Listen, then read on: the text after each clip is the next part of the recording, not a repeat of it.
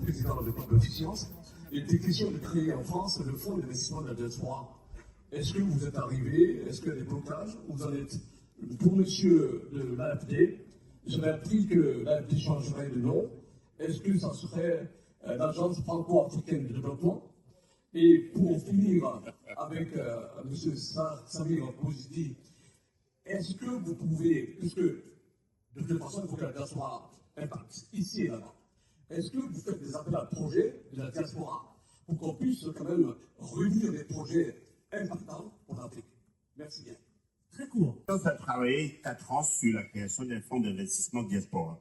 L'objectif était, comme je disais tout à l'heure, voir comment nous pouvons capter, flécher une partie de l'épargne de la diaspora et de l'orienter vers du capital productif sur le continent.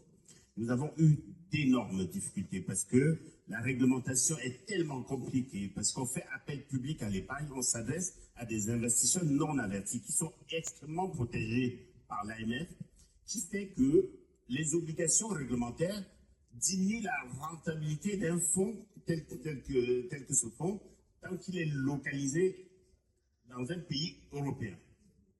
Donc aujourd'hui, si on le localisait en Europe, ce fonds ne serait pas rentable.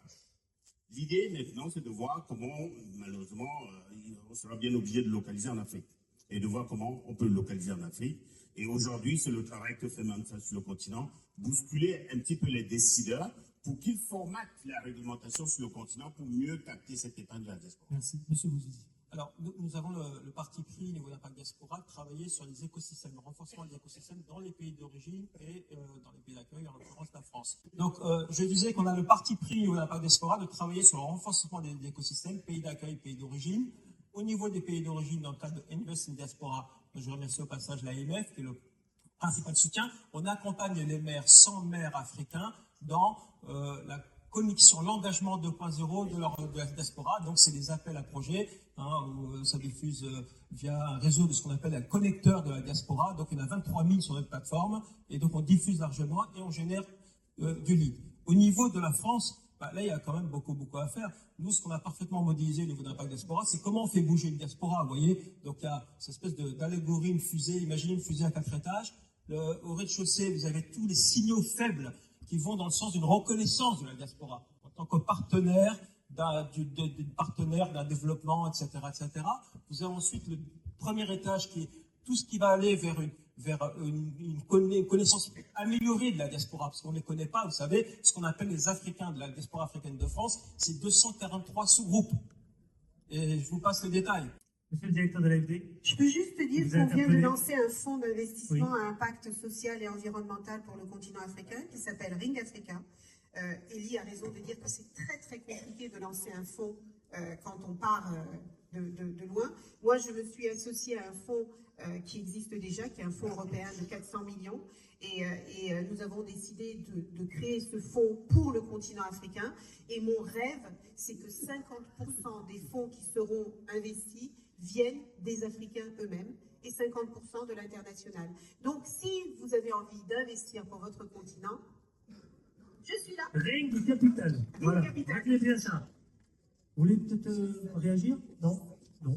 Il y avait juste une question qui était posée sur le changement de nom de l'AFD. Donc c'est un chantier que nous avions, qui avait été ouvert par le président à Montpellier. La ministre était là d'ailleurs en octobre 2021.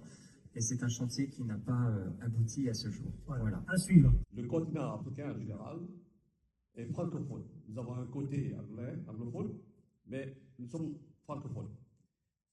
Au moment où notre cohésion nationale risque d'être fracassée par des élans et par des racistes xénophobes qui mènent un travail de sape, nous devons réfléchir pour consolider notre cohésion et aussi créer des initiatives pour renforcer cette cohésion nationale. Il faut absolument, Arnaud, puisque vous travaillez dans le domaine international, dans la mairie, mettre un accent particulier sur l'éducation, c'est-à-dire en faisant une promotion vers les universités, puisque c'est la connaissance qui peut nous permettre de lutter contre ce fracas. Parce que la France, c'est un pays des droits de l'homme, beaucoup d'étrangers sont venus vivre dans ce pays, donc il faut absolument qu'on fasse un travail de cohésion nationale, mais renforcer notre relation entre les universités. Vous savez, quand vous prenez les universités africaines et les universités européennes, nous avons aujourd'hui que 25 à 30% de relations. Il faut augmenter ça peut-être à 80% pour qu'on puisse créer un nouveau élan pour renforcer cette cohésion nationale et notre façon de collaborer pour créer un avenir meilleur pour nous tous. Il y a ce que nous portons depuis longtemps avec la diplomatie des villes, qui ne se substitue pas, qui ne vient pas empêcher la diplomatie des États, mais qui se fait à une autre échelle. Abdou Diouf le disait si bien lorsque il était lui-même secrétaire général de la francophonie. C'est à cette échelle de regard, à cette échelle de démocratie, que l'on peut aussi et que l'on doit établir ces contacts, ces relations entre les humains, pour éviter que ce qui nous attende, ce soit la confrontation permanente, et pour essayer de jouer de l'intelligence collective, celle que nous apporte la culture, la science, la connaissance et le goût des autres.